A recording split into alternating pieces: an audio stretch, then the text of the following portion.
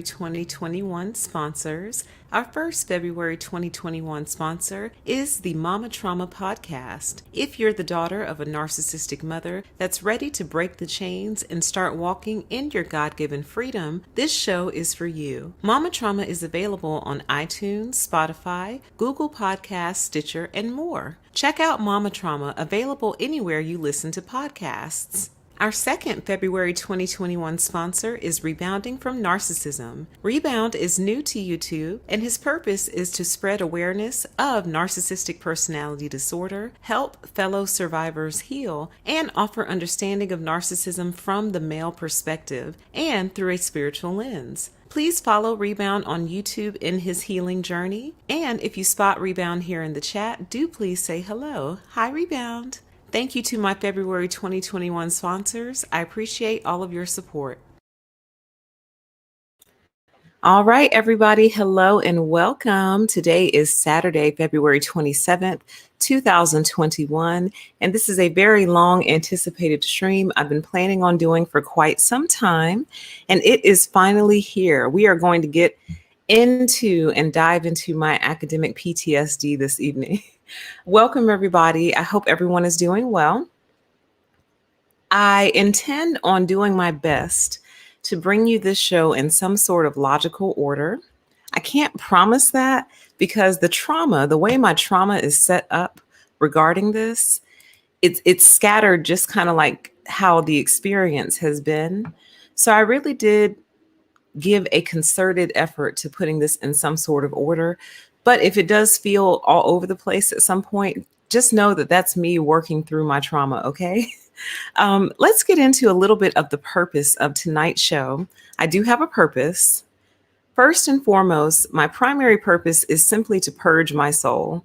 I'm not hiding that. I make no apologies for it. If it sounds like she's just purging and venting her soul at some point, she is. And that's part of the purpose of the show, to let me do that. Second, I really want to expose narcissism in education because I believe this is actually a huge problem. I've touched on it here and there, but tonight I'm really going to make an effort to focus those thoughts into one piece and try to expose narcissism because if you can't tell, the lack of an educated population is really starting to come into fruition, I guess. The fruit is ripe, okay? The seeds have been planted for a long time and now they're finally starting to bloom. And I don't like the end results. And I don't think that positive things can come from our current state based on, how educated our populace is. And education and intelligence are two different things. Intelligence, we don't have as much control over or any control really, but education, we have a lot of control over. So the one thing that we can control, we should try to, and it's being controlled, just not in ways that are helping anybody. Okay. I also want to validate current and former students' experience. Those of you currently in school, like me, I'm in school myself, hence where this presentation is coming from. But if you are a current student or a former student, or even a student getting ready to go into school, this show is for you. For those of you getting ready to go into school, please don't let this scare you necessarily. I want this to be informative for you. And maybe you're the one who can make the change. I didn't put this on here, but another major purpose, well, I guess I kind of did, offer solutions and hope for the future. Your generation might be the generation that can change this thing, okay? My generation tried, we failed. This is my Hail Mary attempt, or at least the start of a conversation on how to change this thing, so future generations don't have to go through this and experience academic PTSD as a result, okay? School should be a very fulfilling, enriching place. Honestly, in my opinion, school should be a place that you don't ever really want to leave. Like when you go to graduate, you should be sad. Not just sad because you're not going to see your friends as much anymore, but sad because the experience itself was so good that you're really going to hate having to give it up. Most of the people I know when they graduate, they're so relieved. They're not even happy. They're relieved. They're so relieved that they never want to look at it again. They never look back. They never go back. They don't participate in anything alumni. I know a lot of people do their alumni association, but most of the people I know, they never set foot in their college again because it was a traumatizing experience. Oh, and by the way, most of this is primarily focused on college. So everything after high school, but some of it definitely can be applied to the grade school levels. But I'm mainly focusing on college. And I think the reason college bothers me so bad, more than the grade schools, is that we pay for this. So we're actually paying to traumatize ourselves. And I don't appreciate that. I really don't.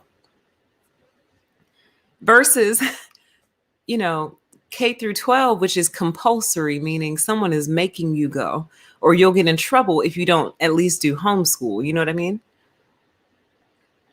So you kind of get what you get when something is free, but when you're paying for it, I really feel like you should get your money's worth. Am I wrong for thinking that? Is it wrong to think, hey, maybe I should get my money's worth here? I don't know. But at any rate, the other purpose of this show is to offer solutions and hope for the future. So maybe future generations don't have to go through this. Okay. So that is my intent. That is my intention. Let me record my show really quick while I remember to do so. And we will get started. I want you to, yep, that one right there. That's exactly what I want you to do. And it snatched the screen. That's okay. No worries. I'm going to bring you guys right back up. Boom. There you are there. And here you are here. Perfect. All right. So why don't we go ahead and get started, guys? Again, I am going to do my very best to put this into some sort of logical order for you. I really am. But just, if it goes off the rails, just let me purge. Let me get it out and we'll keep going. We might be here for a while. We might be here past midnight. I don't know. So if you like the longer shows, this show will definitely be for you. Okay. First, let's just take a look at this slide real quick. A mind is a terrible thing to play with. And I mean that. I feel like the mind is so precious.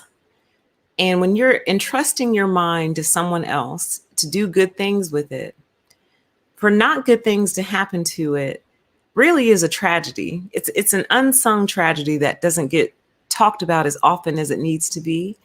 And I really feel like this is an industry that's kind of flying under the radar. So what was it, a year or two ago, that big scandal broke out with the college admission scandal. And for a brief moment in time, people were really taking a look at higher education. But as with pretty much everything else, our society moved on to other things and kind of forgot about it. People did a little bit of jail time, and I do mean a little bit of jail time, and then kind of moved on from there, right? So people have gone back to accepting things as being the way that they are.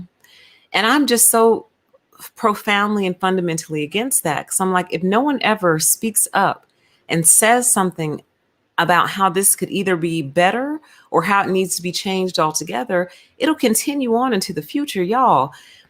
The year is 2021. I promise you in 2050, they're still going to be taking the same approach if we don't start to turn this boat now. Okay. And I promise you, I'd snatch my kid right out of school. If I walk into my kid's classroom and their approach is basically the same one that I was taking when I was in school, come on, I'll teach you. So first of all, I kind of broke this down into major categories. So we're just going to kind of go through the major categories, chat through it. And then if I have enough steam by the end of the show, I'll do an after show. I might have to do an after show because I know a lot of y'all have been scarred by school. But we'll see. We'll see where the evening takes us. So the first thing I want to touch on is the fact that school is not hard. It's made hard. And it's the making it hard that really contributes to my academic PTSD. So what I mean by this is it's not the nature of the assignments, it's themselves. It's not the work. It's not the concepts that are difficult. It's the design and how these concepts are presented and how you are to go then prove your knowledge and understanding of these concepts that you have allegedly learned. Okay. So, for example, right now I have a class, and I tried to take this class before and I had to drop it because my brain just would not let me do it. And my brain still doesn't want to let me do it, but I'm trying to force myself because I'm almost done. And I would actually like to get out of this hellscape that I'm currently in. I would like to bring it to an end. But basically, y'all, we're summarizing a book. I'm not kidding. So here's my academic week for this particular class. Read chapters 1 and 2. Write a 250-word summary of each chapter. Turn that in. And then the professor pulls a question from the book and post that on the discussion board. We have to respond to that question, and then we have to go respond to 2 other peers' posts. And I guarantee you someone in this chat who's in school right now has a very similar format. Read the book, write a summary, go answer the discussion question, go respond to 2 of your peers. Now, what are we paying you all this tuition money for? Like, we have more engaging conversations on YouTube, and I'm not kidding. There are better content creators on YouTube than there are professors, and I'm not kidding. I'm really not. Like, I promise you, you could take some of these content creators and just put them in professor roles, and they would run circles around professors that are there currently. But so now, same thing, right? Rebound, same thing, right? Read the book, write a summary, go answer the discussion question, go respond to 2 of your peers. And here's what kills me about that. First of all, they're bad questions, because I actually really like discussion and conversation, but the questions usually aren't leading anywhere, or they're guaranteed to only get certain answers. Like, there's only so many ways you can answer it, right? So the question sucks. It's dead in the water. But here's what kills me. My grade hinges on me responding to a peer. And this is what we're being graded on, y'all. And at master's degree levels, you are being graded on whether or not you responded to your peers' rambling. And here's why I take issue with that. How do I know my peer knows what they're talking about? See, the whole reason I'm in school and the whole reason I signed up for school is because I wanted to learn from an expert. I wanted to learn from the professional. I wanted to glean knowledge and wisdom and understanding from the expert. Now, they'll push back and say, oh, but you're all experts. You're all experts in your fields. You all have knowledge and experience and skill sets that you can share with each other and learn from each other. I'm like, we're all students. We're all here because we don't know this yet. That's why we're here. So I have to go read the ramblings of my peer, come up with some rambling of my own. And the worst part, y'all, is there have been days that I just write anything, right? Just random disconnected ideas and still get full credit. So I think one of the major assumptions, now I'm bouncing around, one of the major assumptions is, you know, these students don't really care about learning anything. They just want the grade. And I'm one of the few, and maybe this makes me a nerd, and so be it. But I want to learn. Like, I'm here, I'm paying you to learn something new. Hold me accountable. Write me back and say, PTE, I don't know what this means, but would you like to rewrite this and make it make sense? You know what I mean? But don't let me just pick a whole bunch of random sentences, put them together, and still get full credit. That makes me not take it seriously. That tells me you're not. All right, here it comes. Whew, I knew the soul purge was coming. See, here's how my mind works. Let's say they have 30 people in a class, right? 30 people are responding to the same discussion post. Then all 30 are responding twice to other people, right? So that's over 100 posts, right? The original post plus all the responses. You're not reading all that. You're not. I know you're not reading all that. You don't have time. What human being would have time to read all that? So they're actually designing work and designing school that they can't even grade.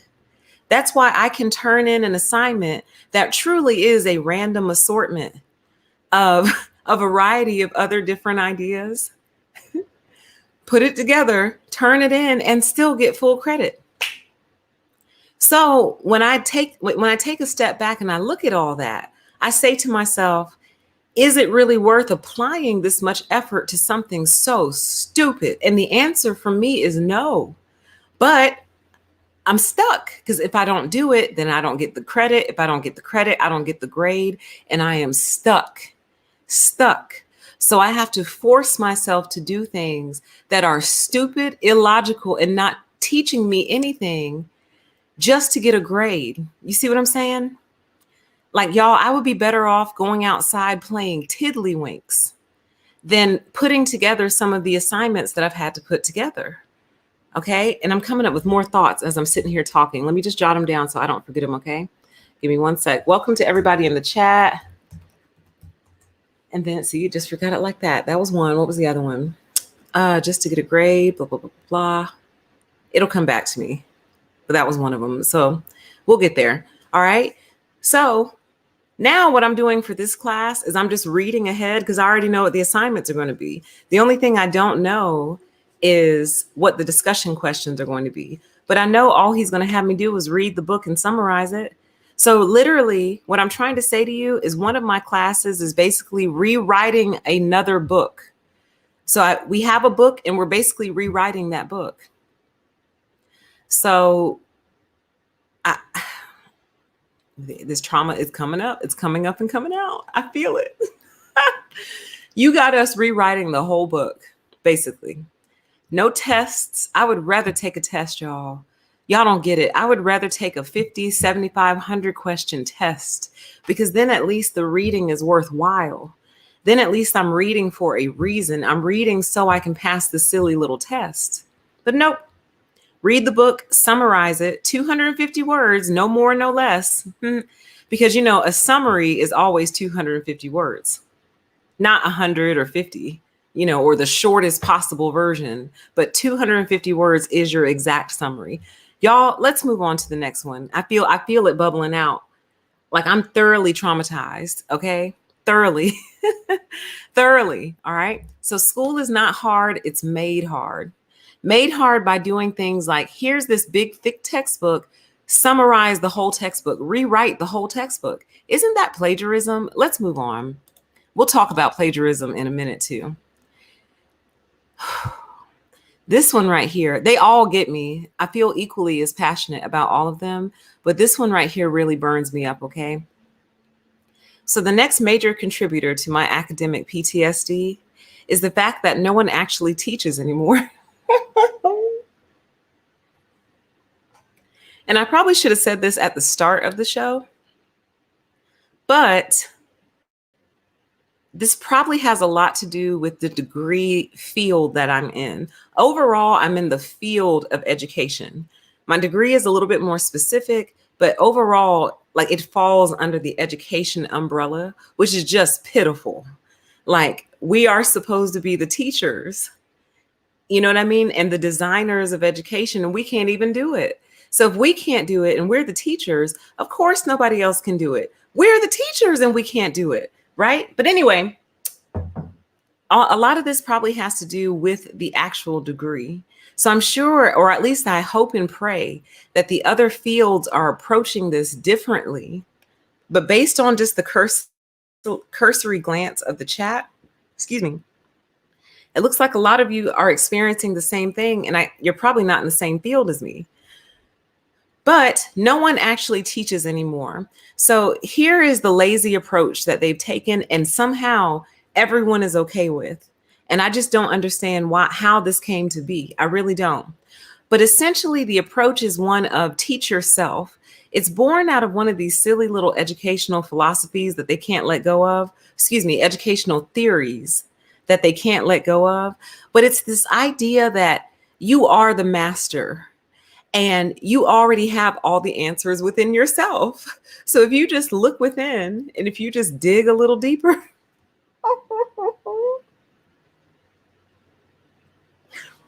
If you just search within and search inside and dig around a little deeper, surely you will find the answers you're looking for in this degree program within yourself already.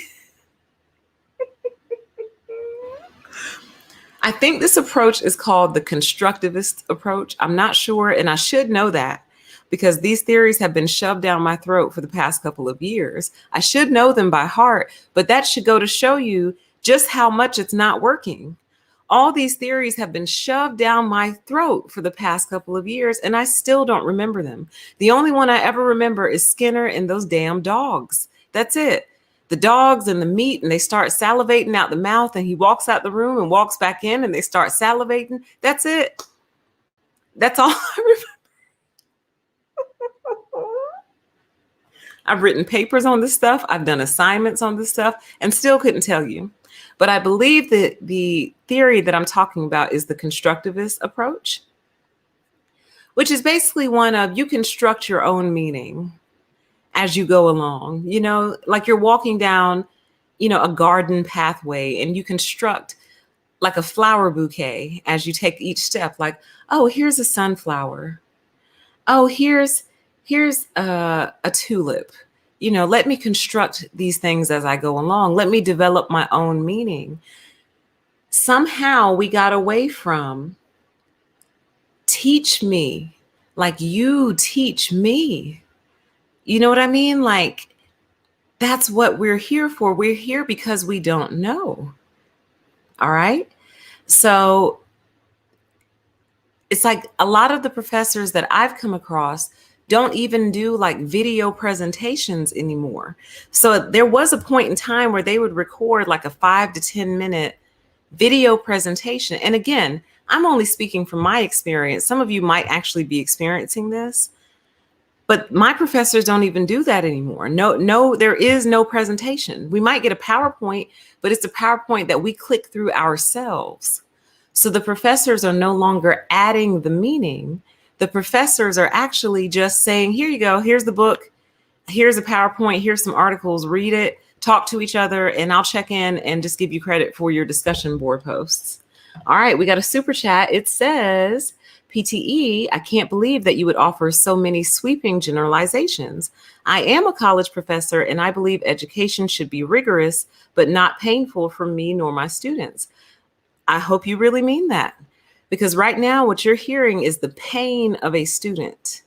You're hearing the pain from a student, an earnest student, a student who voluntarily puts herself through school.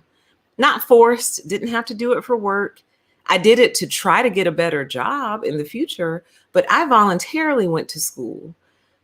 And we're being tormented in this way. You guys are traumatizing us. So thank you for the super chat. And I really do hope that you mean that. But I would be curious to know what you meant by rigorous, because rigorous is not busy work. Having students rewrite an entire book is busy work.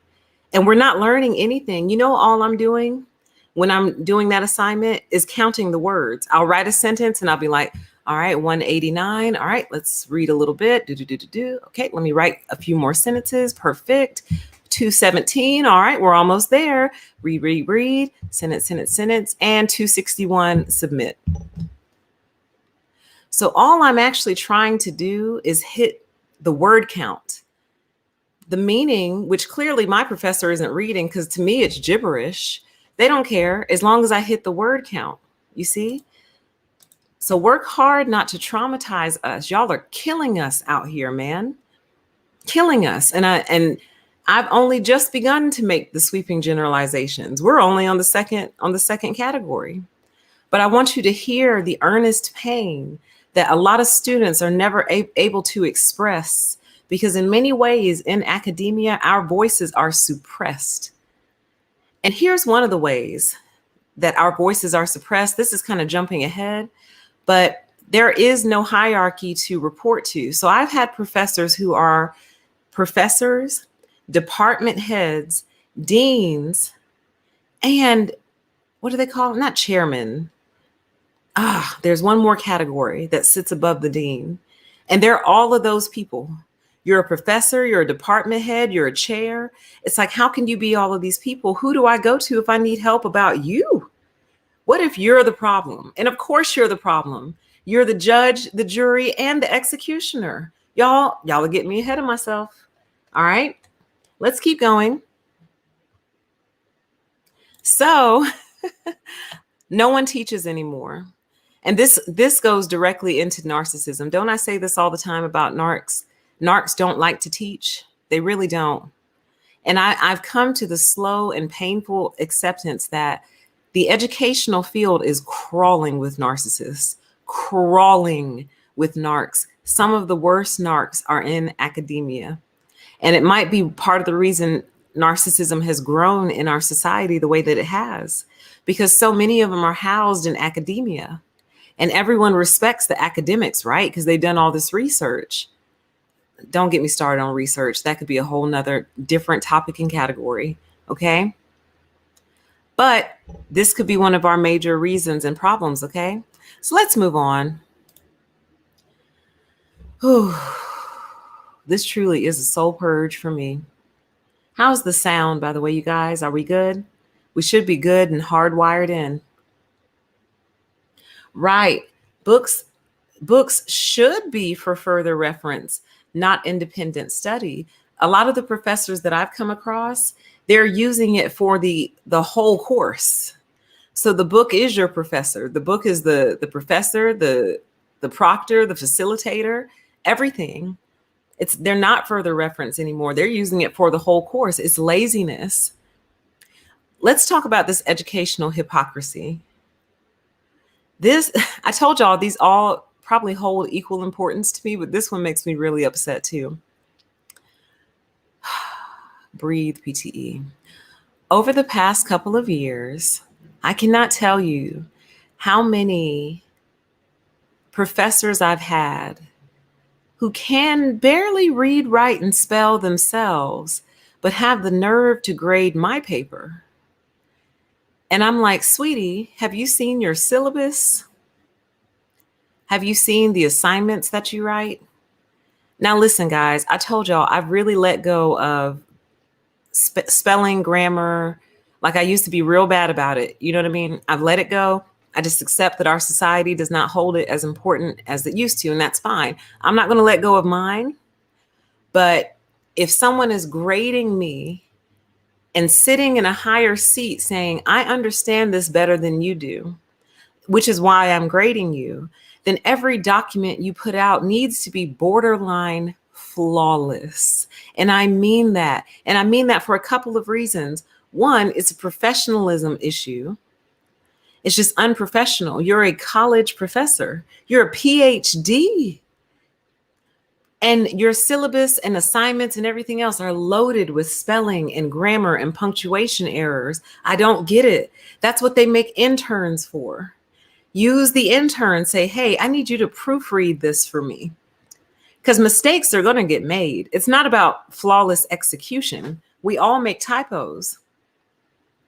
It's about having the wherewithal to say, you know what, if I want my students to take me seriously, then I need to present myself in a serious way. But no, spelling errors, grammar errors, punctuation errors, mismatched dates. I've gotten summer syllabi in the fall. You have to write the professor, hello, professor. This assignment says it's due in June. Would you mind sharing the actual due date? And they write back, oh, silly me, forgot to change the dates. And it's like, did you not know class was starting today? You didn't know today was the first day of the semester? See, I used to be a teacher. We weren't allowed to do that kind of stuff. Like we had to have all of our stuff in order before the first day, before day one. But you got the fall students showing up, giving them the summer syllabus. Like, it's crazy to me, you guys. Like, it's madness, the things that I've seen. And it's not just from one school, because I actually switched schools halfway through, which is why it's taking me so long, because I basically started completely over because I was like, okay, maybe it's just this school. This school sucks, right? So I switched schools thinking I would get a better experience, and I was pretty much hit with more of the same. And I'm like, what is going on in these academic corridors? How are these people able to get away with this? How? But it's hypocrisy because you would sit and gauge whether or not I double space this sentence, but you don't even have the right due date on your syllabus. So again, it's an issue of I'm supposed to look up to you. Like, I want to learn from you. I want to be able to say, oh, I got that from my favorite professor. Oh, I learned that trick from my favorite professor. You know, oh, my favorite professor got me together about that. There was one lady, this was back in undergrad years ago. She was one of my English teachers, and I still don't remember exactly what she taught me, but I remember her being so strict about writing that, like, I had to work harder on my writing than I've ever had to work in my life. And I didn't mind it though. Like, I really didn't. I was like, okay, you're an expert. Okay, I see you're an expert, huh? Okay. Like, I actually took advantage of our writing lab. Our school had a writing lab. Had never gone to the writing lab before, never needed to. Pretty much anything I turned in just got accepted, graded, and I got decent grades. And I used to think to myself, I know I'm not this smart. I'm not. That was nonsense that I just turned in. That was actually nonsense. So either this was the best nonsense of a lot of nonsense, or these people just aren't reading these papers, man. But that one professor had me in the writing lab, sending my work back, marking it up, sending it back, saying, you know, fix this, fix that, fix this. And I'd be like, ugh, girl. But she taught me how to write well. You see what I mean? She really honed my writing skills. And I'm appreciative of that. She's the only professor I've ever met that was really serious. And her work was flawless. Her syllabus was flawless. There wasn't really an online component like that yet, but anything that was online of hers, was flawless. No mistakes. And that's the way it should be. You are teaching. You're teaching in every action. You're teaching in everything that you do. So the couple of rare times that they do come and do like a live session, guys, they're horrible. I hate to say it, but they're awful. I meant what I said earlier when I said there are YouTubers who are better than professors. And I mean that. There are YouTubers who are more engaging, more informative, more entertaining. Like, there's YouTubers who you go sit and wait for them to go live. How many professors have you gone and sat in their classroom early until they show up because you want to make sure you're there from word one? How many? Probably none, right? That means something has to change. The whole entire thing needs to be overhauled. The whole thing. So let's move on. So this kind of speaks to the fact that much of academia is a narcissistic safe haven where poor performance is protected. So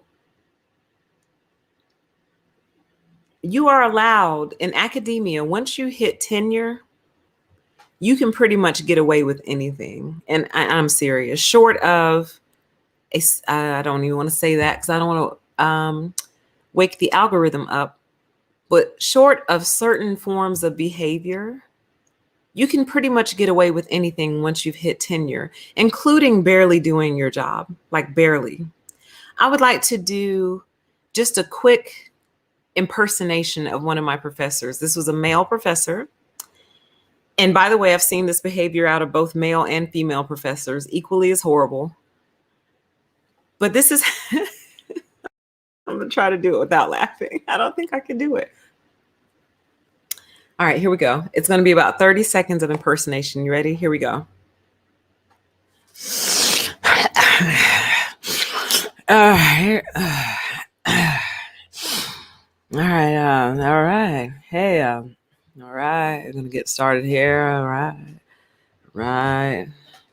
Hey, oh, hey. Oh, hey, there's everybody. Hey. All right. What were we talking about last week? Oh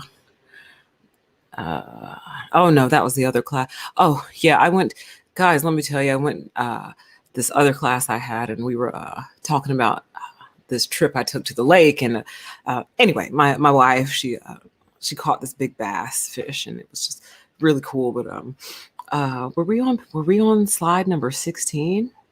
I think we were on slide number 16. Yeah. All right. Yeah. So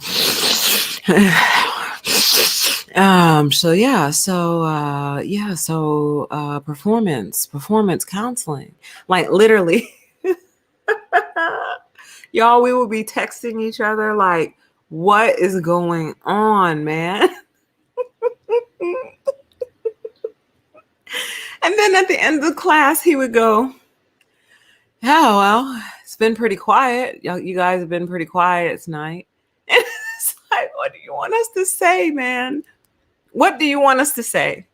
How do you still have a job? Like, how do they pay you to do this? I don't understand. If I did this on anybody's job, I would be fired immediately. Like, he literally sounds like he just came in the front door and just, logged on to WebEx and went live, for class, and just kind of catches up to wherever he was, as he's going. Like, it's absolutely unbelievable. It's unreal. I think I even recorded it once. I think I recorded it and said I was going to use it like 5 years from now. So hopefully that person wouldn't be a professor anymore, and maybe nobody would recognize his voice. But then again, maybe I can change his voice or something, because I really want y'all to hear it. It's actually really pitiful. It's terrible. And it's like, this is what we're paying for, but it's protected though, because guess what? He was a professor, a dean, the department chair, and whoever sits above the department chair. I forget who that is. But I think maybe he was. But to the chat there. But at any rate, there's nothing anyone could do about it. Like, I'm sure people have told on him via survey before. I'm sure people tried to go to his boss, but in many ways, he is his boss. He is his own boss. So when people have problems out of the other professors, they go to him. So if he is a professor and we're having problems out of you, who do we go to? Nobody. There is nobody. There's no recourse. And it's like, on the one hand, like, I'm one of these people who's super split down the middle in regard to things like unions and tenure and things like that. Because on the one hand, I understand why it's there. On the one hand, it's there to protect you from narcissists.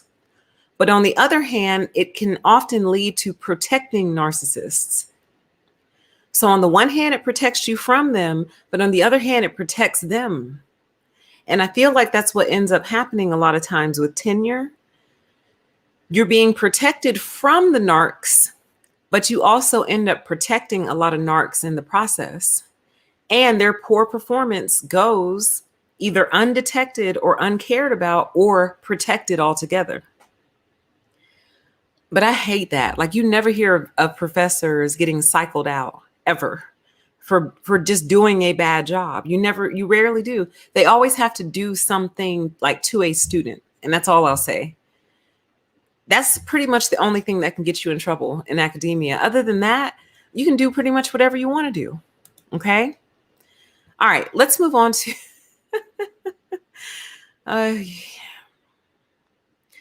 This right here broke me, honestly. I think this one right here really broke me. And that is the reality that no one really knows anything, you guys. It's all just a theory, all of it.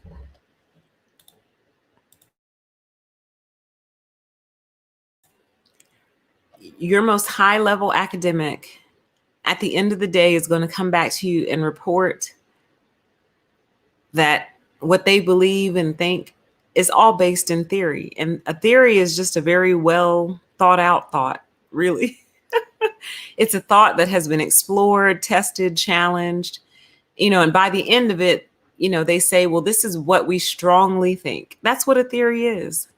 But a theory is not fact.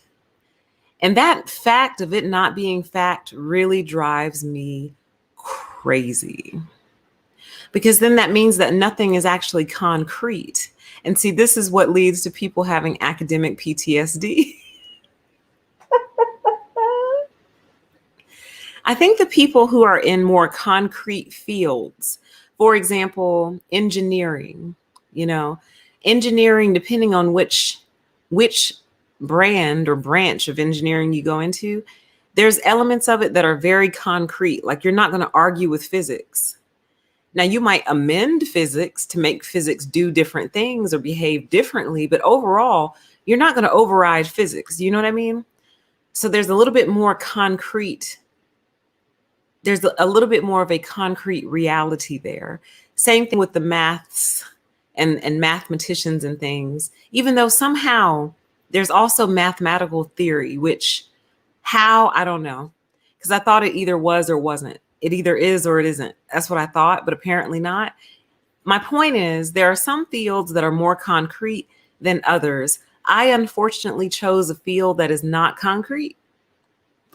So they make you read and study and write about this theory. And then at the end of it, they say, but it all depends on the classroom and the learner and the environment and the teacher and the city and the state and the zip code. And it's like, well, if it all depends, then why does it matter? Like, why do we need to know all of these things if none of them actually work, is my point.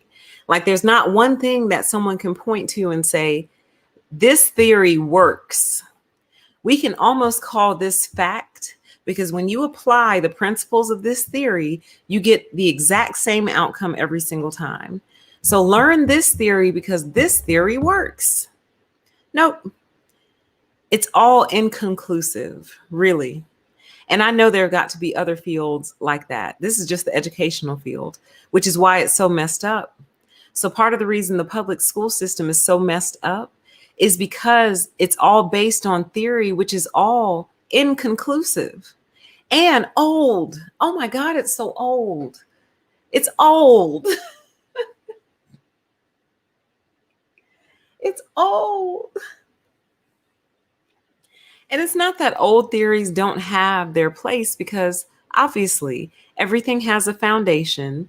Everything has a starting point. Everything has an origin point. So you need to know where things came from, right? Like if you cook up a theory in your living room, you don't need to run out into the streets declaring you have a new theory until you check to see, has this theory already been thought about? That's fair, right? But they then went and designed an entire educational system based on, beliefs, just thoughts, not facts. You see what I mean? And this is related but unrelated. Almost all of these theories act as if these aren't people that they're observing. So that's one thing I walked away going, they're examining human beings as if they're not human at all, as if they're not humans themselves. So I think that's part of what is so strange to me about it. When I read these different theories, it's like, well, what would you do? You're a human. So if you did that to you, what would your response be? They never even take themselves into consideration. They look at and study human beings as if they're not humans themselves. Now that could be an entirely different show, but I think it's part of the problem. They're trying to factor out the human component and make everything objective reality, and everything is not objective reality. There's something special about being a human. There's something unique about it. It's not all scientific. It's largely scientific, but there is a very unique element of being human that a lot of these scientists try to factor out. And that's why they have so many problems. That's why everything they prop up fails for the most part. That's why no school system, with the exception of a few, have actually ever really worked, because every theory and everything that they design factors the human being out. It's almost like if you went up to the scientists and said, hey, your theory looks really good. Now let's just inject some humanity into it. They'd go, humanity? What, are you insane? Are you crazy? Humanity?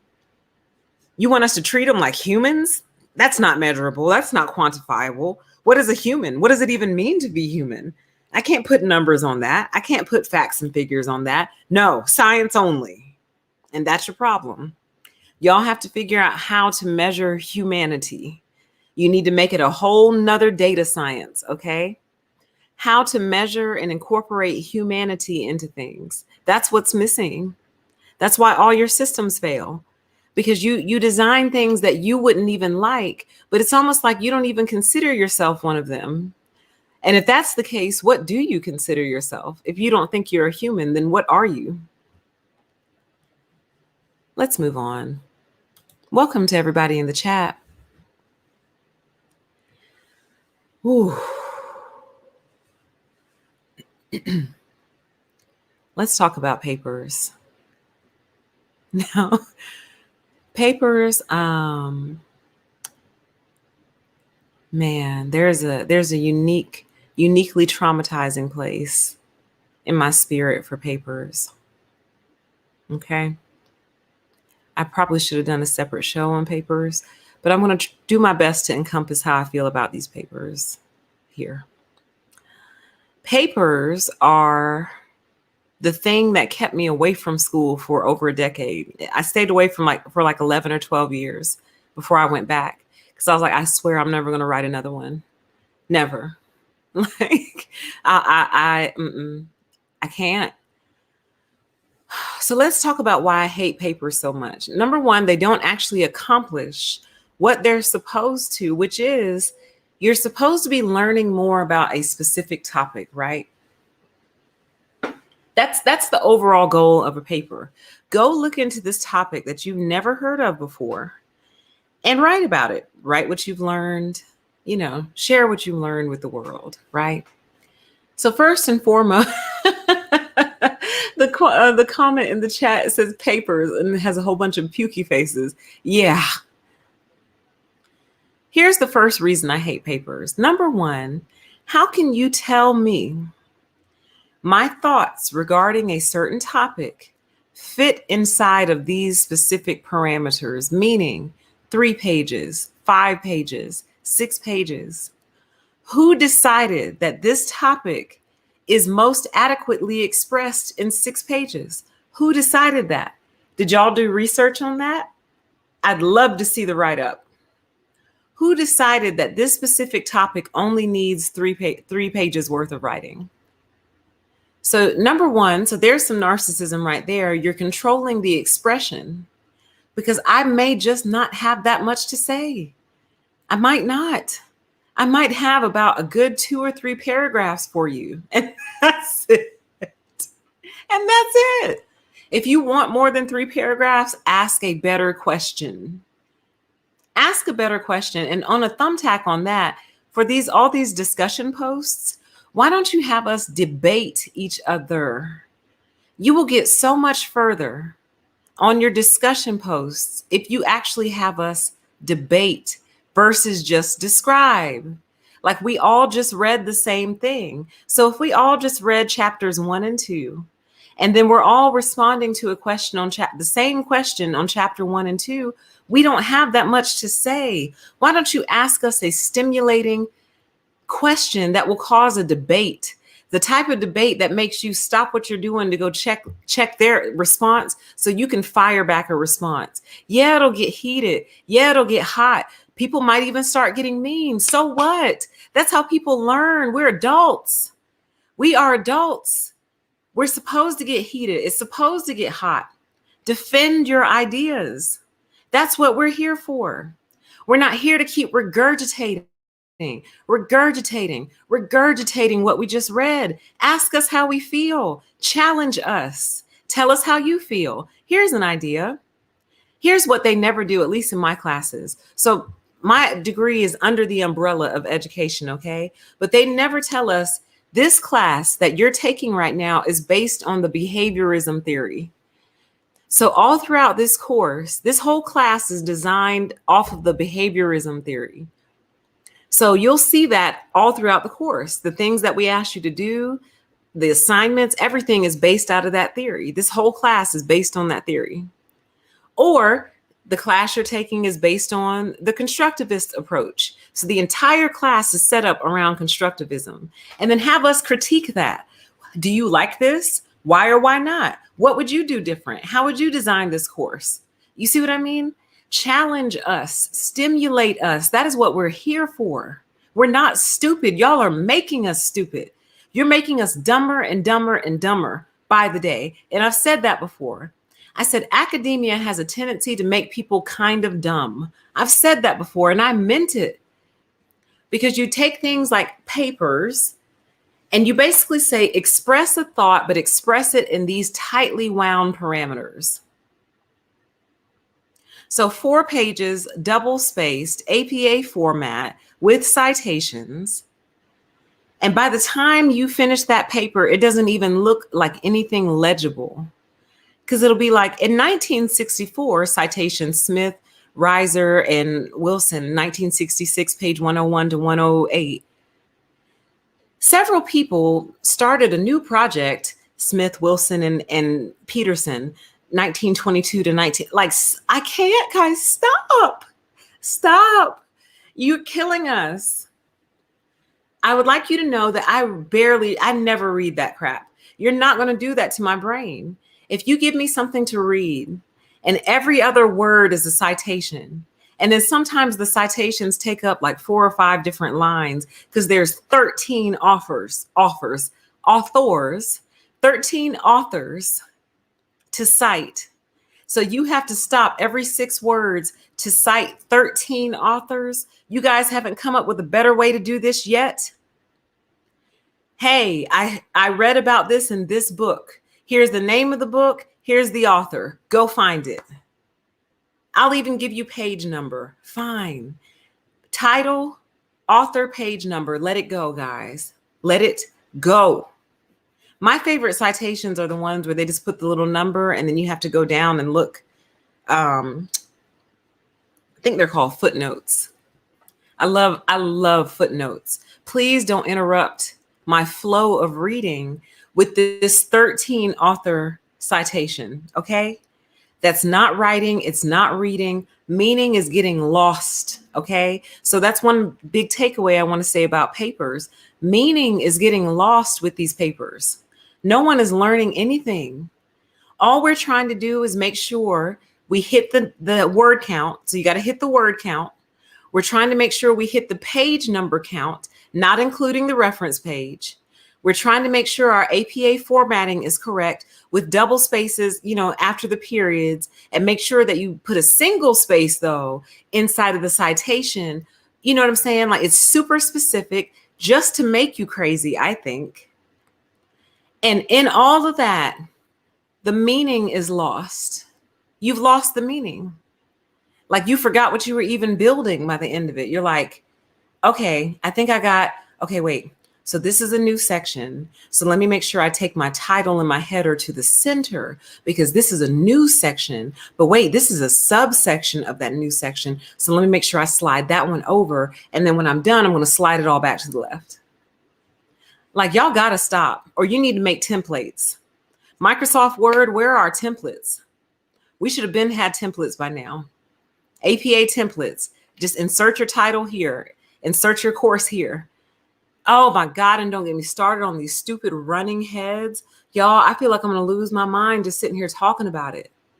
Because Word is not set up for these little silly ass running heads. And then it literally says running head, paper number 101 or whatever, Like, that looks so stupid. It looks stupid, guys. Running head, like, let it go. Y'all, life has changed. You got to find a way to, yes, make sure people can write, make sure people can read, make sure people can express themselves. But you got to find a way to do it that doesn't involve making people want to stop, is what I'll say.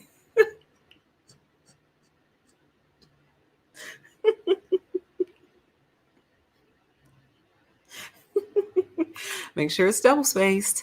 Uh-oh, did you put 2 spaces after that period? Should be a comma right there. Now listen, and this is coming from the girl who loves grammar and spelling and punctuation, but for the purpose that they are meant to serve.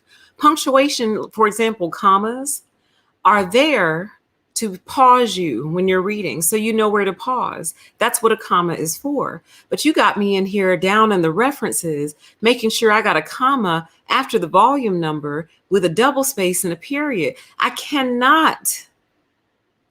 deal. My brain was meant for more than this. It really was. Okay. So the papers damn near broke me. Now, the thing is, if you ask me a good question, I could probably write an entire book. But ask me a better question. But it's almost like they're asking questions that really don't have an answer. And then you're trying to create an answer. You're trying to create a non-answer to a non-question, basically. And it's kind of like, what are you looking for? Like, you're reading this. I feel sorry for you reading this. Like, I would ask questions that I'm only interested in the answer to. You know what I mean? And we'll work on the grammar and spelling and punctuation, but we got to let go of all this formatting. It's silly, it's old, and I don't think it's actually serving the purpose that it was designed to, okay? And stop putting people in boxes. Express this thought in 3 pages. Well, I have 6 pages worth of stuff to say. Or, sweetheart, I got 1 page. I got a 1-pager for you. What you need? Isn't the point getting your question answered? Yes, the comment says that's why so many students feel like they're failing at life. And if there's any students who are listening to this or coming across this, I need you to know that it is not you. There are people who, yes, are just lazy and sorry, and they wouldn't help themselves out of a paper bag. They really wouldn't.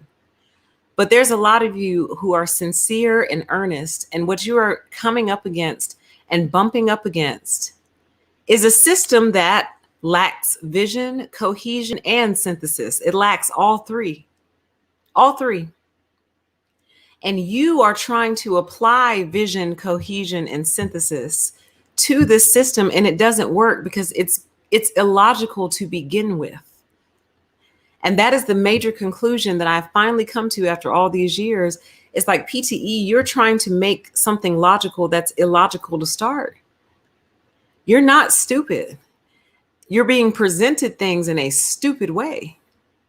Now, it's going to make you stupid if you keep this up.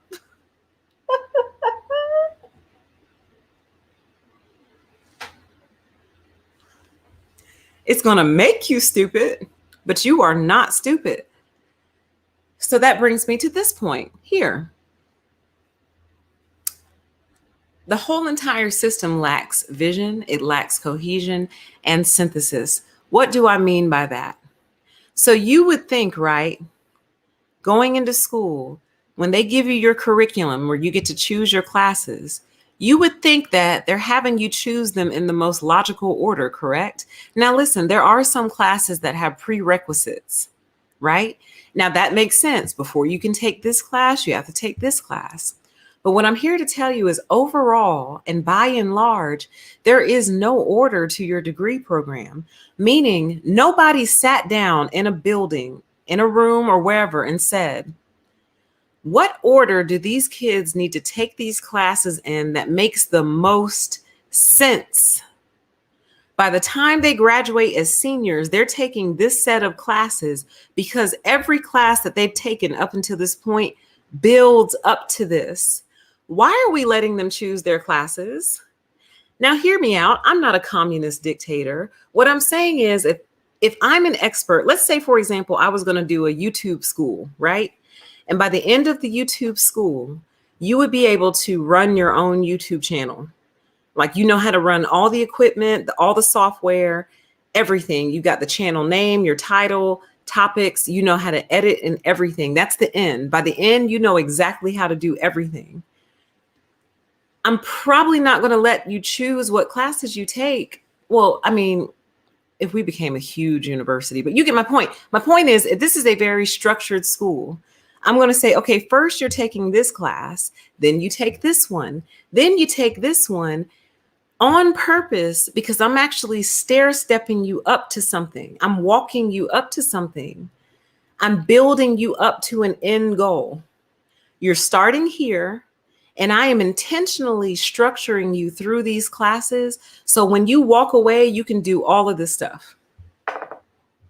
Instead, what we get is a system where the kids kind of show up and they're taking humanities and English lit and, oh, that chemistry class looks interesting.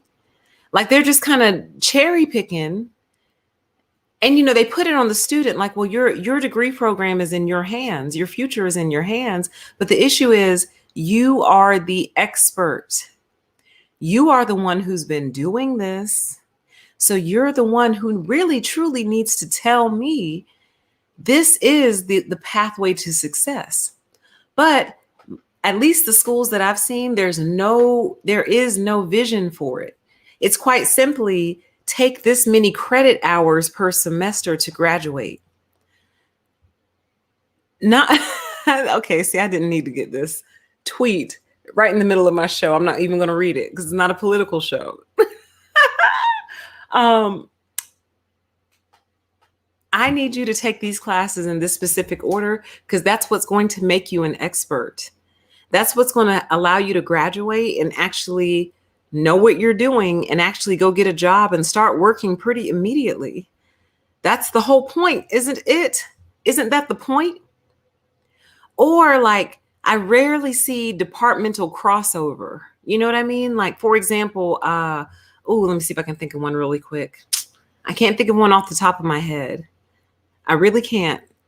But I would love to see more crossover in departments. Like, I can't think of any good examples. I'm sorry. But if one comes, I'll let you know. I'll just do this one. I know it's not good and it's not the best example, but like when the chemistry classes are doing their biology components, you know, grabbing some of the nursing students and letting them sit in on those classes. I know that the nursing students already take chemistry and biology. This is just me trying to come up with an example. Okay. But like reaching over and saying, hey, I know this isn't y'all's degree, but y'all deal with this a lot in your field. Would you like to sit in this semester on this class? Crossing over, reaching across the aisle, like cross training. Like my vision for education, you guys, like I'm telling y'all, I feel like I live in the Jetsons. Like my mind is in the Jetsons era.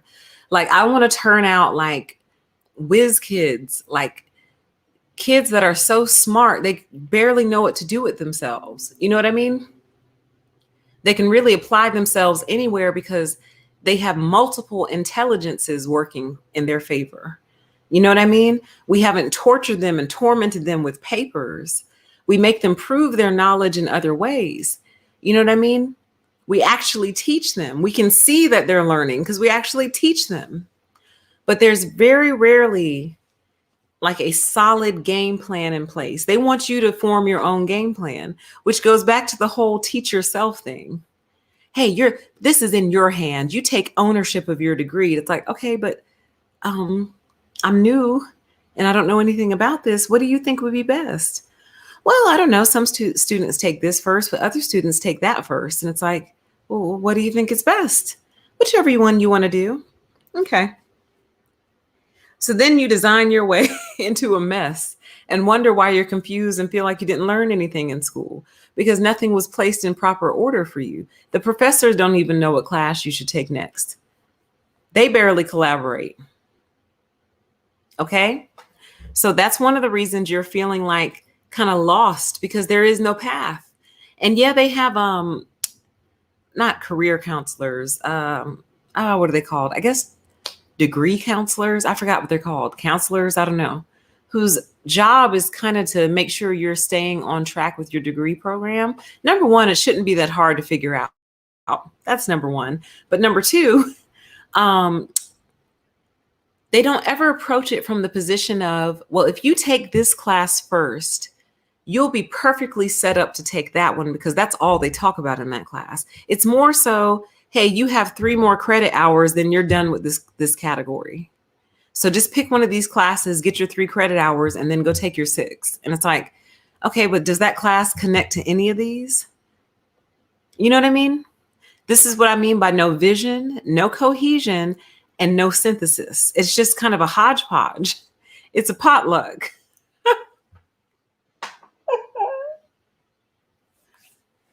It's an educational potluck. Academic advisors, thank you so much. Or guidance counselors, correct. It's an educational potluck. I see I'm stepping on some toes with this one. Interesting. I'm so glad that you guys are getting to hear firsthand how the students feel, how we feel about what you guys have done and are doing to us. And as a matter of fact, that brings me to an example that I wanted to give. I just didn't know where to place it, but here's a good where to place it. I was in one of my classes, and we were talking about designing of content and curriculum and things like that. And the professor actually said out of her mouth, you know, when a class fails, our first instinct is to blame the student, but maybe we should take a step back and look at the course and see if there's anything that we can fix. And I literally, all I heard the rest of the class was womp, womp, womp, womp, womp, womp, womp, womp, womp, womp, womp, because my mind was stuck on when a class fails, our first instinct is to blame the student. But maybe we should take a step back and see if there's anything wrong with the class that we can fix. I couldn't believe it, you guys. I had never heard a professor or anyone, a trainer, anybody say that before. But her saying that freed me in more ways than one. Because number one, what it did was show me the abject narcissism that exists in education, in the sense that, oh, if anything goes wrong, surely it's your fault. It's not my fault as the teacher. I did everything perfect. I, the teacher, did everything perfect. This curriculum is perfect. This program is perfect. And if you're failing, it's your fault. There's nothing I'm doing wrong. And if that is not narcissism's ugly big head, I don't know what is. So you mean to tell me that there's teachers and professors sitting around thinking my content is great? If you're failing my class, it's your fault. There's absolutely nothing I'm doing wrong. There's nothing that I need to change or fix. There's nothing I need to change about my approach. My approach is perfect. It's your fault you're failing my class. Guys, I almost cried. Because number one, from the cruelty, because it's so cruel. It's so inaccurate, number one, but it's cruel, number two. It's cruel in the sense that you have all these kids out here thinking if they're not doing well in your course, it's their fault. Not maybe this course sucks. Maybe this sucks. Maybe your assignments suck. Maybe your discussion posts suck. Maybe you're patronizing. Maybe you're insulting to your students' intelligence. Maybe you're lazy. Maybe you haven't changed this content in 3 years, 4 years, 10 years. You know how I know they don't change their content? That same class I was telling you about earlier, the one who has us summarizing a book, basically. I took his class like a year ago. Then everything started happening with Corona, and it was all just crazy and weird, and I just could not focus. So I dropped it, and they were letting us drop the classes with no penalty. So I dropped it, and I was like, I'll just take it again. And I was like, well, it's been a year. Hopefully he's changed the curriculum, because it definitely sucked a year ago. But maybe he's taken some feedback from student surveys. Maybe he's tweaked a few things. Maybe the class is better. Y'all, literally, I'm just pulling some of my old assignments from when I took it the first time and turning them in and getting full credit. Because he literally did not change one thing. Not one thing. So never goes back and re-examines his class and says, that went well. That didn't go well. Let me do this different next time. Let me try this. Let me see if this will go over better. Nope, just run it the exact same way because my class is perfect. And if you're struggling with my class, there's something wrong with you. Narcissistic professors, arrogant, and I would borderline to say some of them are evil. I would borderline on that. I would borderline on evil. Some of them are brushing up against evil. but arrogant for sure, narcissistic absolutely, and potentially evil also. When a class fails, our first instinct is to blame the student, but maybe we should take a step back and examine the class for anything we could do different. I was like, a what? What? And y'all, it was really then that I started to begin to understand how very different I am from a lot of people, how very different my approach is. Because when it comes to classes that I've taught, like in the workplace, first of all, I know if a class is going to be bad or not before I even teach it, based on the content. Like I'm flipping through, I'm reading, I'm going through the facilitator manual. I'm like, oh God, oh dear God, oh no, do they really do this? Oh, they don't really do this. Oh, they really do. Oh God, no. Like, are we really going to make them do this exercise? Oh my God. Like I know the class is going to suck before I even teach it. Now, in the jobs where I have creative freedom, I just take all the sucky parts out and make them, I either make them better or I just remove them altogether. That's just what I do. The jobs that I don't do very well in are the jobs where I'm not allowed to change the content. And the reason is because I'm able to see two things. Number one, actually, really, it's only one thing I'm able to see, and that's how this would impact a learner, period. You know how I'm able to see that? Because I'm a learner. I'm a people. And the fun part about being a people is that you can think how people think, you know. So I apply my peopleness to the class and I'm like, oh my God, that would really suck. You know what I mean? If I had to sit through that. So the jobs where I succeed are the jobs where they allow me creative freedom. The jobs where I don't do well are the jobs where they say, this is perfect and you need to teach it just like this. And you can see the misery on your students' faces. You can see them fighting to stay awake through this patronizing material that you're forced to teach and act like it's okay. And see, I'm not a very good actress in that respect. I'm not good at pretending something is not real when it is, or pretending something is real when it isn't. I'm not fake like that. I can't do it. I can't. I won't. So anyway, I say all that to say the fact that I'm able to do that is a skill all by itself, because some people will just get it, call it good, call it perfect, teach it exactly as is, and then wonder why they get such low ratings, low survey marks, low, because it sucks. That's why. And nobody has the courage to tell you this sucks. So on behalf of students everywhere, this sucks. Fix it. We're sick of it. It's 2021. And you know what's most disappointing to me? Those professors who are in the age bracket, I would put them in between the ages of 35 to like 45, maybe even 50. Professors in the age bracket of 35 to 50, you just went through all this trauma. You just came up through the same type of trauma. You had an opportunity to fix it, but most of you just fell lockstep in with the same type of trauma that you went through. And now you turn around and inflict it on new generations of kids. Why? Because you're comfortable, because you got your pension, your retirement, so you don't care because you're set. That's narcissistic. The fact that you wouldn't fight for or try to change this system to be better for your kids or your grandkids is narcissistic because you're comfortable. You got your pension, your little tenure, your little paycheck, you get your summers off. You're happy. You made it. Congratulations, but you're torturing the rest of us in the process. And that's why you guys' enrollment numbers are so low, so miserably low, because people don't want to go through this, man.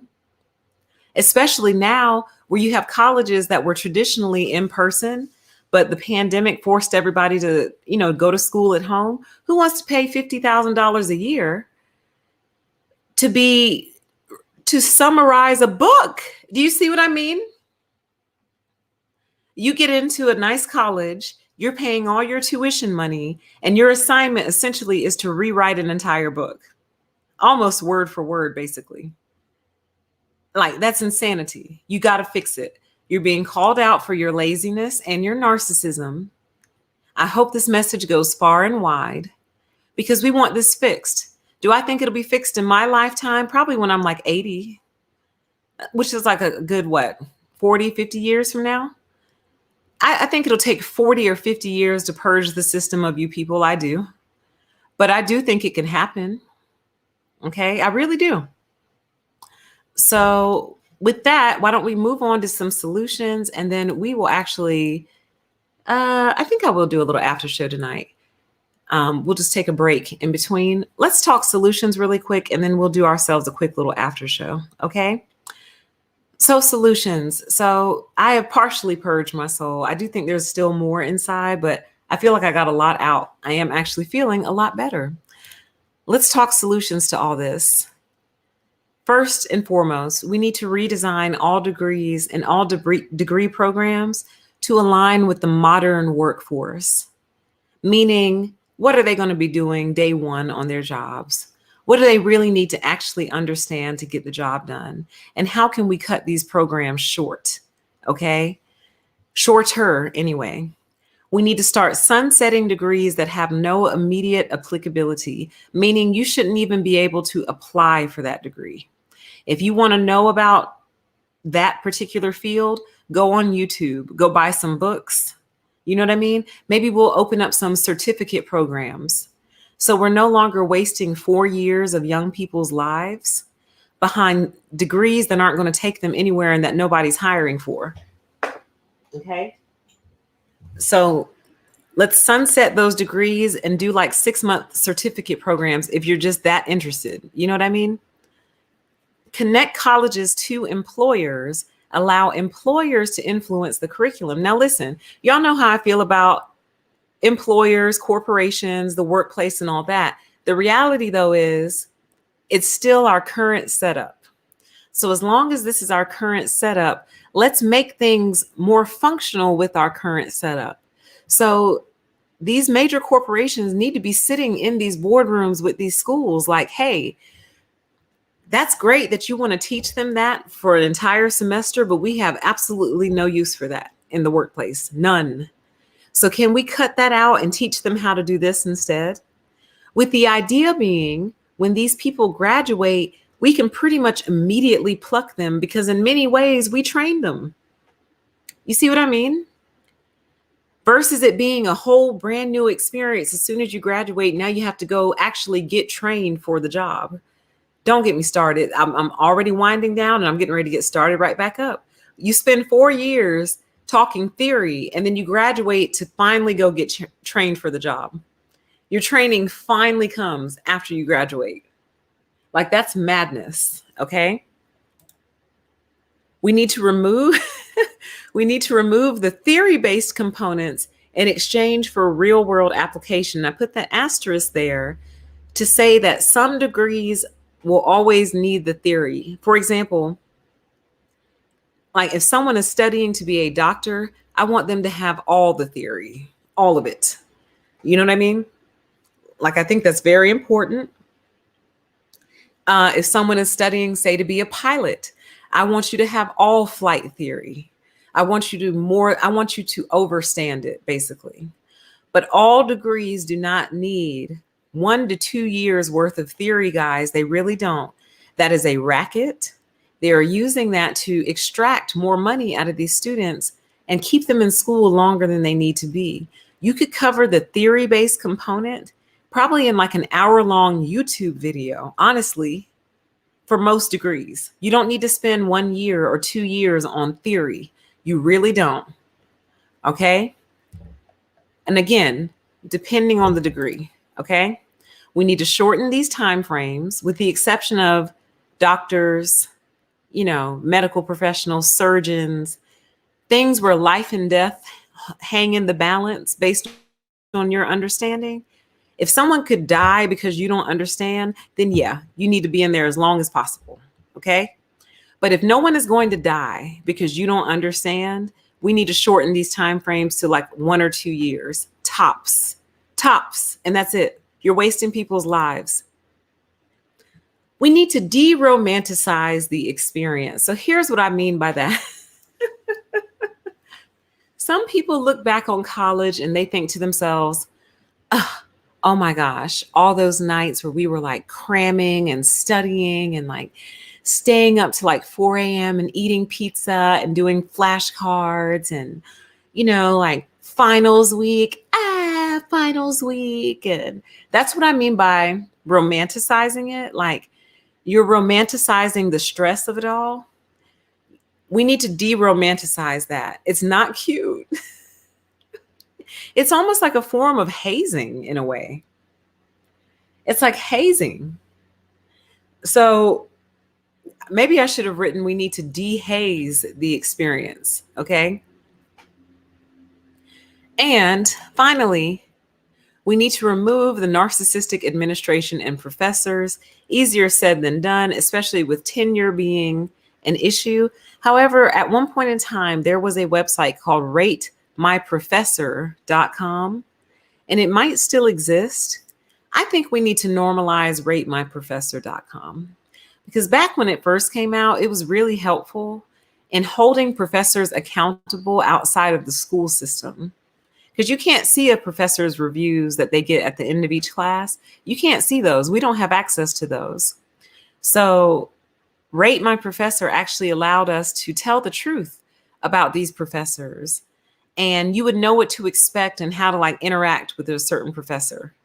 I liked that. I hope it still exists. And if not, let's revitalize that and revamp it. Because if the universities won't hold them accountable, at least we can to some degree. I also want to do a quick note. Well, I should have done that earlier. I wanted to say something about plagiarism. So this is all I'll say about plagiarism. I think we're reaching a point where so much has been written and so much has been said that there's borderline nothing new under the sun. So if you ask me to do research on, we'll just say B.F. Skinner, because he's right there on the top of my brain. Research B.F. Skinner and write about his theories. Tell me how that whole entire paper is not going to be just one big, basically, plagiarism. Not in the sense that I go find someone else's paper, copy the whole thing, paste it in a Word document and submit it, but in the sense that if I'm reading something that I've never read about before, it's all new information to me. Do you understand? So this new information, I have no choice but to transmit it exactly how I'm getting it because it's new to me. So I'm basically doing a book report for you. So my question again is, how then does that book report not become one massive piece of plagiarism? Because all it is someone else's ideas condensed, synthesized, and put into a paper for you. It's a book report. You didn't ask me my opinion. You didn't ask me to analyze. You didn't ask me to critique. You just asked me to tell you about it. So I did. So how am I supposed to give you original thoughts for something that I've never heard of before? That's like if I were to interview one of you in the chat, right? And I told you, tell me all about your life. Everything you tell me is basically me copying your words and putting them onto paper because I don't know anything. It's all new to me. So how can I take something that's brand new to me and present it in a way that's not a complete regurgitation of what you already said? Does that make sense? I've asked more than one professor this, and I stump them every single time, you guys. Every time. I'm like, so this topic is new to me, yes? They say yes. I say, okay. So that means I need to go out and I need to find peer-reviewed articles and other academic sources on this topic and write about it, correct? And they said yes. I said, do you want our opinion? No. Okay. Do you want me to analyze it? No. Okay. Do you want me to critique it? No. Okay. Do you want me to compare and contrast? No. Okay. So you literally want a book report. So how then can I give you this book report and it not be nothing but every single sentence is a citation? It has to be, because none of this is my original thoughts. This is all coming from other places. It's a book report.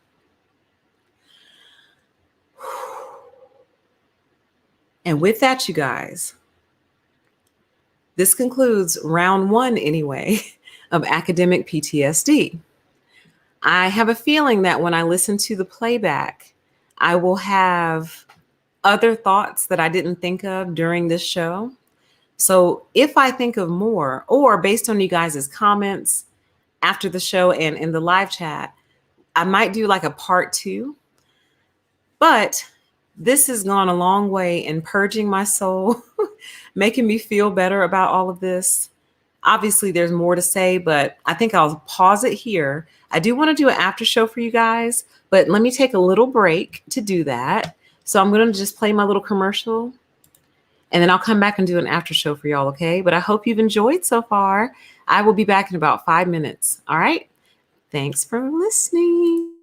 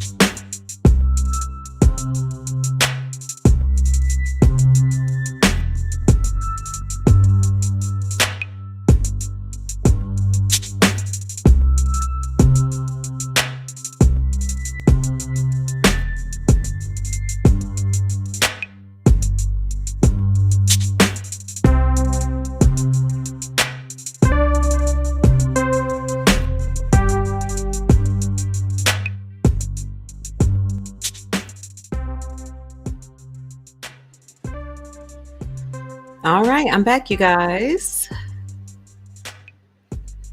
Welcome to the after show. Welcome, welcome, welcome. Whew. So I hope you guys enjoyed that or have been enjoying it so far. Let me open this drink real quick. There we go. No imbibements this evening. This is just a Diet Coke.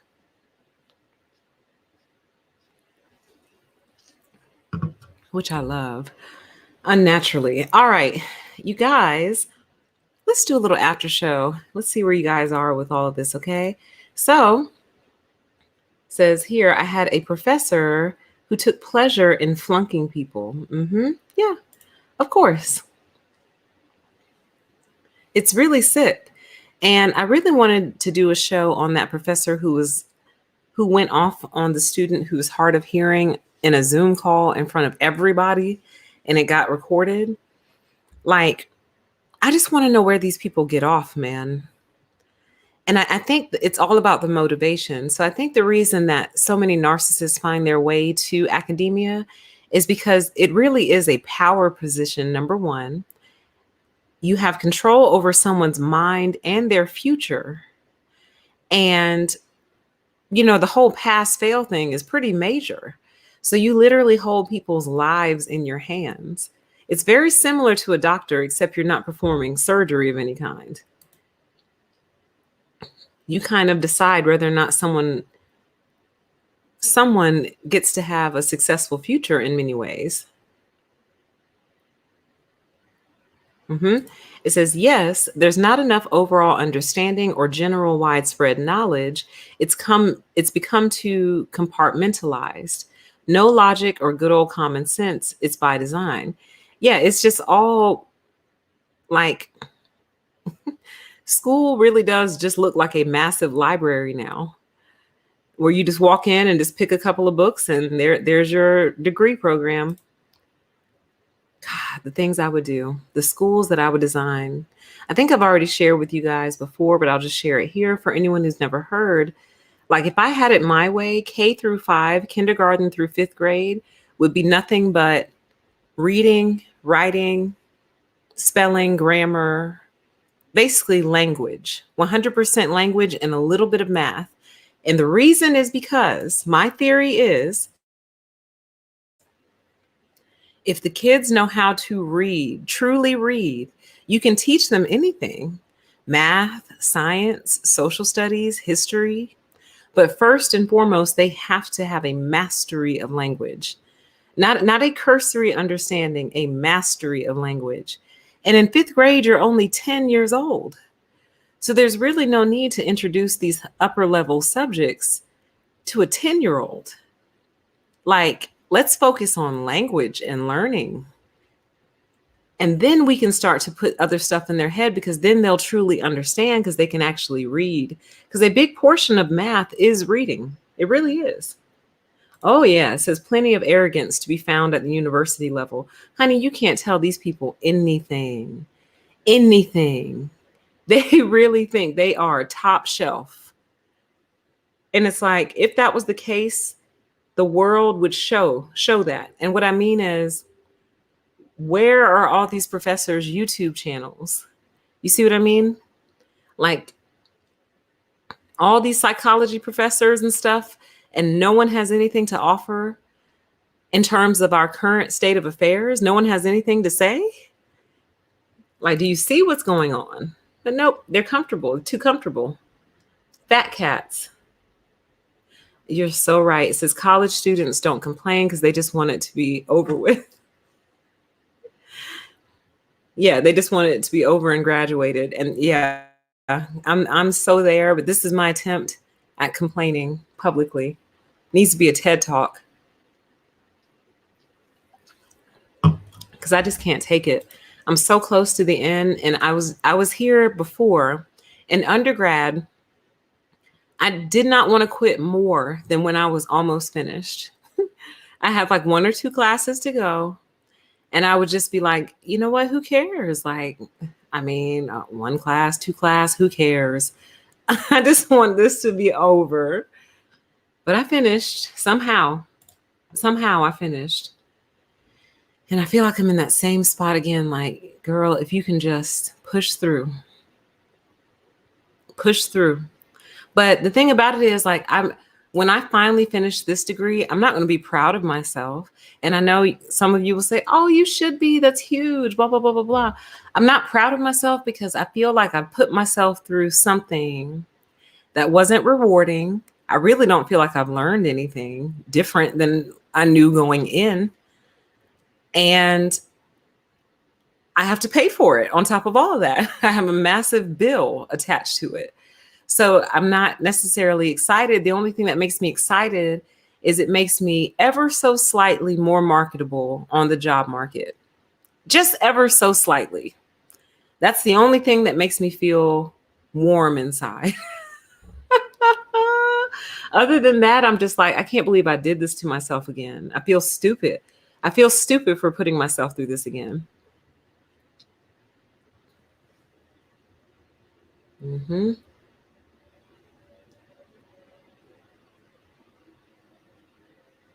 Oh, what a good question. It says, PTE, why aren't you allowed to see any syllabi until you register for the class? Good question, right? Because we could certainly screen a lot out if we could see those syllabi before we register for the class. Like, let me see what you got going on to see if I really feel like subjecting myself to this. But a lot of the stuff you don't find out until you sign up. That's such a good point. Let's see.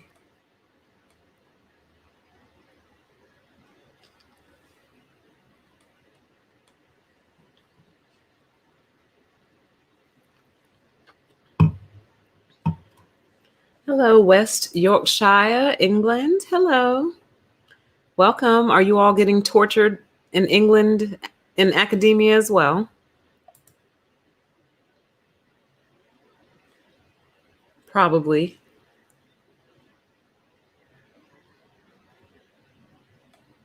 Yeah, see, I wonder how much this is going on. It says, I had an evil professor who would put errors in the exam and wanted us to find them. They had nothing to do with economics, refused to tutor. Most students gave poor feedback and he had to resign. Oh, so one of them actually resigned. Interesting. Yeah, it's just like there's like an element of sadism there. Like they're kind of sadistic, some of these people.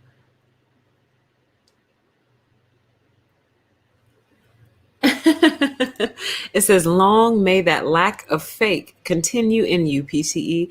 Thank you. Thank you. It's been with me so far. And I hope that it stays. It's like I just can't.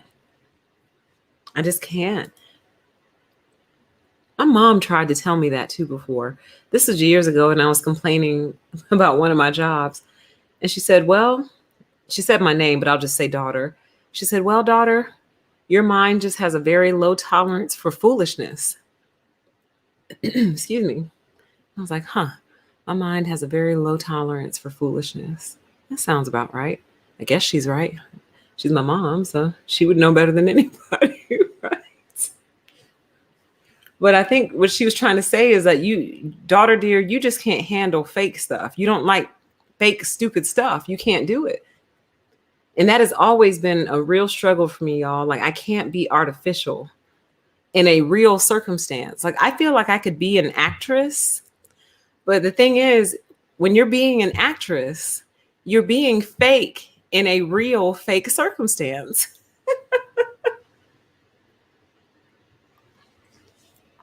So the circumstance is fake, which is whatever scene you're acting out. But the movie is real. So you're being fake in a real fake circumstance. So it's still real. It's so hard to explain, but it makes perfect sense to me. Let's see here. Yes. It says that's pretty much what we do. Rewrite and revise work that's already been done by someone else. And my whole thing is, who decided that they were correct? Like when we're reading all these old theorists who, by the way, were basing their theories out of their time frame. You know what I mean? So if they wrote this theory in 1900, well, they based this theory off of what they were seeing and off of the tools that they had available in 1900. But when they present it today to us today, they present it as if it's still valid and current and accurate and relevant. And I'm like, have you measured this against today at all? Like, that would be a great assignment. Take a look at this theory. Take a look at the year that this theory was developed and published, and compare this theory to the circumstances of today. What tools did they have available to do their research back then?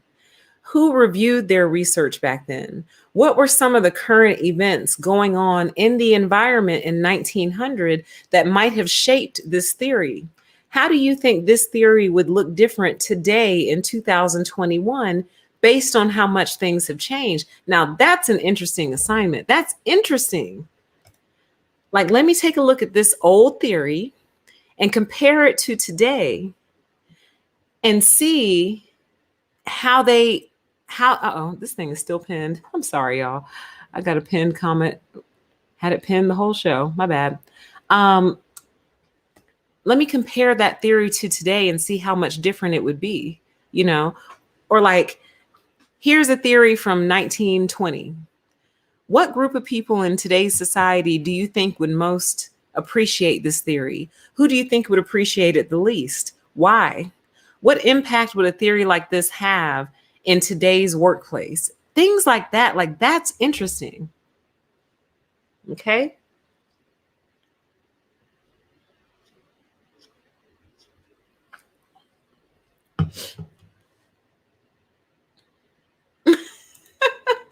I'm not sure.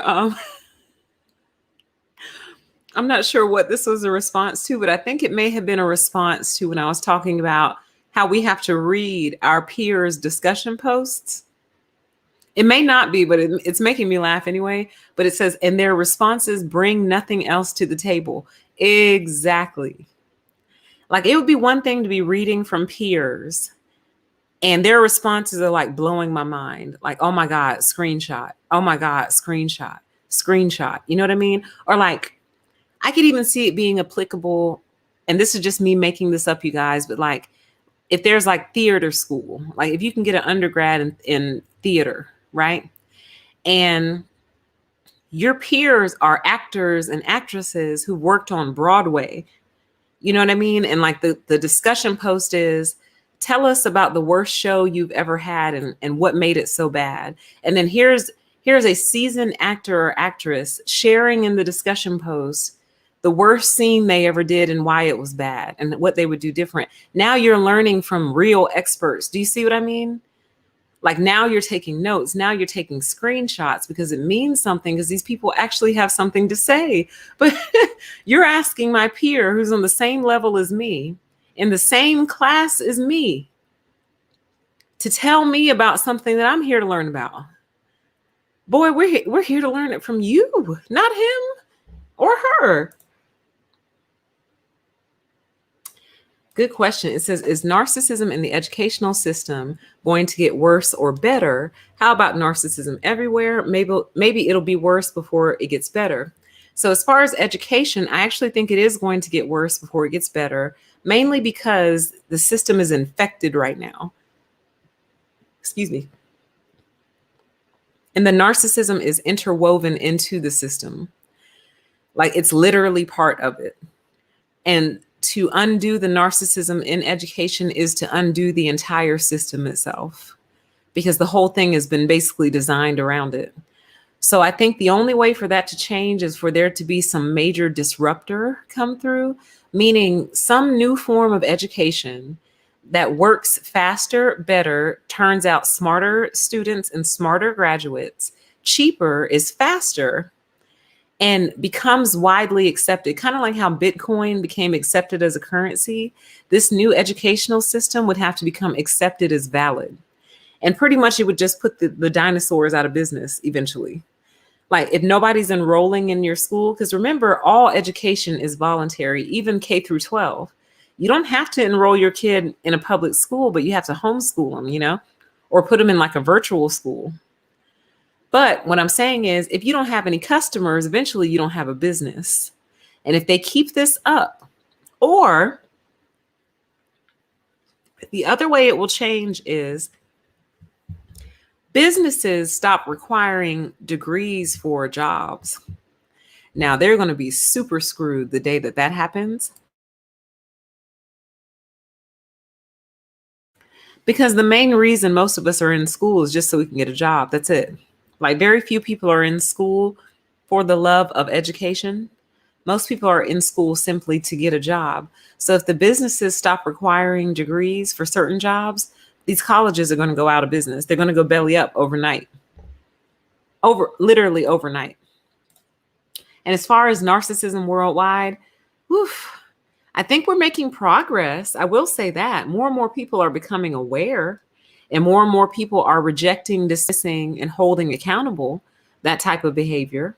So we're making progress. I think we're further in the narcissism fight today than we were 5 years ago. I'll say that. And I will say this just to answer that question a little bit more. The thing about narcissism is it always implodes. It always fails in the end. Now, that can take a long time, but it has no choice but to fail because it's not designed to work. It's not actually a functional thing. It just lives for a little bit. I wish I had a good example of something that is never actually designed to last long. It's designed to last for like a moment, like a sparkler, a July 4th sparkler. You light it, it's exciting, you wave it around, it's sparking, and then it fizzles out. That's narcissism. Let's see here. Oh, I couldn't agree more. It says, I believe parents of students in universities do not realize what's actually happening within academia these days. I couldn't agree more. And it's part of the reason I'm doing this show. Oh, I wish I had said this in the beginning. This is so good. But it's true. A lot of parents don't understand that your student is being asked to summarize a book. That your student that you're paying $2,500 a month or however much, not a month, oh my goodness, a semester or however much to send your kid to this school, and the professor is making them talk to their peers for a grade. Hey, respond to this discussion board question. Then go respond to 2 of your peers' posts. And that's what they're being graded on. And I really resent the fact that my level of education is being measured on my response to something that already didn't have anything in it for me to respond to. Does that make sense?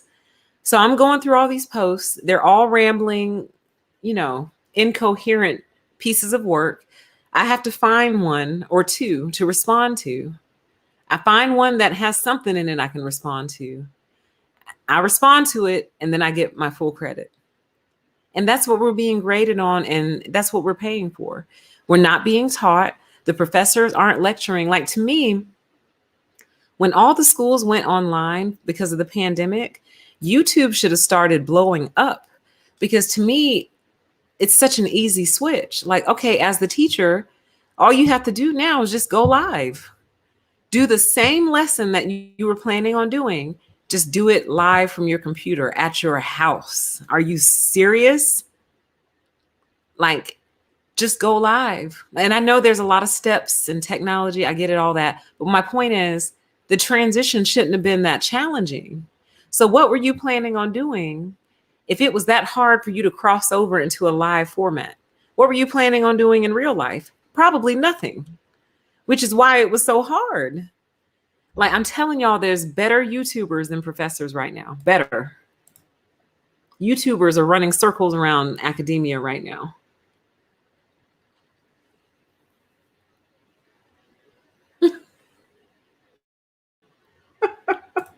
I'm not laughing, but it's the way you wrote it. It's funny. It says online college education is a money game. I know a colleague who did all the coursework for her husband's graduate courses. She unlawfully earned his degree, and he divorced her shortly after.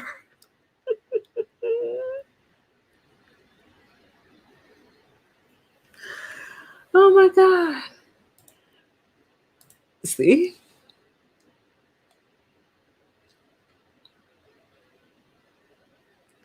Let's see.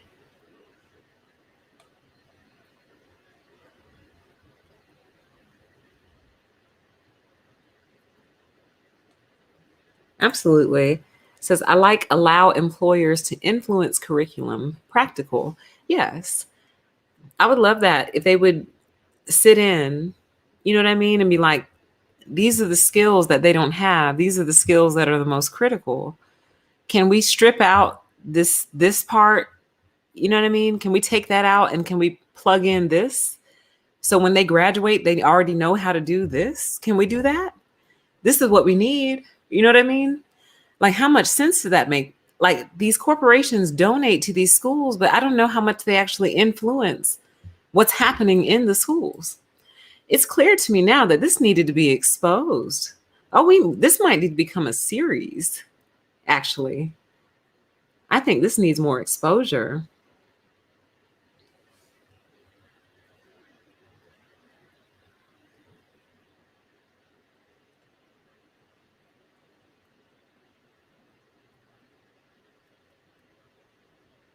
Hmm.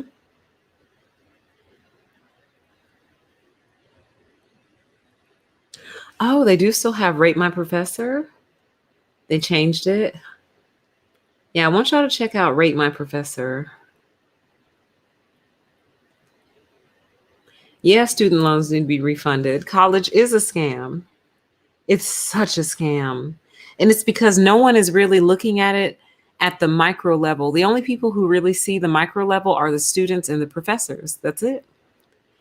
But otherwise, it's pretty much hidden. You know what I mean? Like, it's kind of secret a little bit.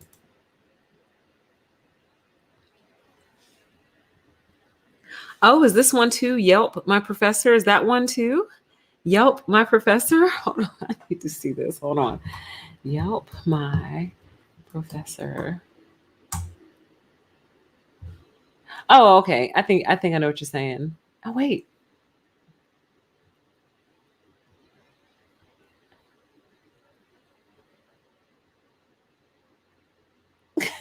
Okay, I think that's something different. Or were you saying it's kind of like Yelp for your professor? Either way, yes, that's exactly what it is. And the beauty of Rate My Professor is that, again, it exists outside of the school. So the school can't control it. Now, does that open it up for abuse and mistreatment where people just come, they just don't like you and say so? Sure. But you really get an opportunity to read through hundreds and sometimes thousands of reviews, depending on how many students this professor has had. And you can get a feel for what is true and what is not based on the themes that start to come out. You know what I mean? Like, somebody might be like, this professor is super rude. And like, you keep seeing that theme over and over, like, this is a rude person. Or, this professor is really cool, very helpful, whatever.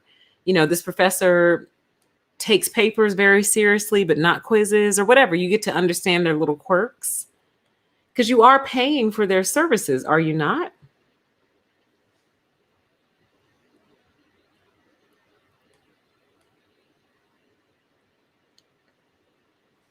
Oh, I totally agree. It says professors need to specifically say in your own words. God, I would do my papers so different. I would challenge my students so hard in such a good way though. Like, if I had to teach one of these classes, I'd be like, you know, pick the theory that you dislike the most and tell me why. Explain to me why you dislike it. Why do you feel it's ridiculous? Why wouldn't it work? You know what I mean? What would work better in your opinion? Where did they fall short? Like, give people love critiquing things. Let people critique, let people debate. You know what I mean? Let them debate. Debate is healthy. Debate is good for you.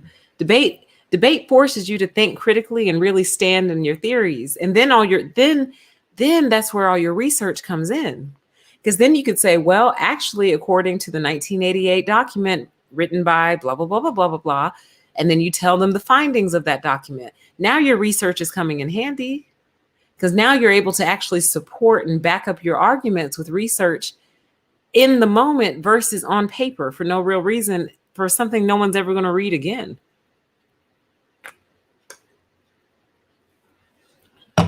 I told y'all, I don't think I could ever get my doctorate because I'm not writing that much for you. I don't have that much to say. Actually, I do, but don't you have to get your doctoral thesis approved? Don't they have to like approve your doctorate? Y'all wouldn't approve my doctorate. My doctorate would end up putting y'all out of work. My doctorate would disrupt the whole industry and end up putting you out of work. It would be called the last doctorate. I would name my thesis the last doctorate.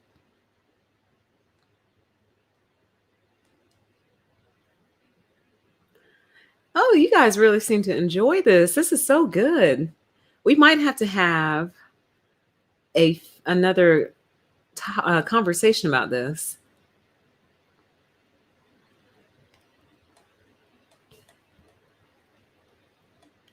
Okay. Well, with that, you guys, we are. Email me. Sure. It says, would I like to be a guest lecturer in my course? Email me, permission2exist@gmail.com. Permission, the number 2, exist@gmail.com. I forgot what I was saying, but I think this was a good, at least starter conversation. I didn't realize how many of you have been traumatized by academia as well. We're just all sitting around here traumatized with nobody to talk to or talk about it to. So I am really glad that we started this conversation tonight. If you're listening on playback, do please leave your insights and thoughts in the comments down below. Do please check out our February 2021 sponsors. I will have their info linked in the description box for you. And yeah, with that, you guys, I'm going to go ahead and wrap the show. Thank you so much for your participation. I am going to go watch the playback and look at all the live chat comments. So thank you all so much. And I will probably touch base with you guys again on Monday. All right. So enjoy the rest of your weekend. Take care. And we will talk again soon. All right. Bye-bye.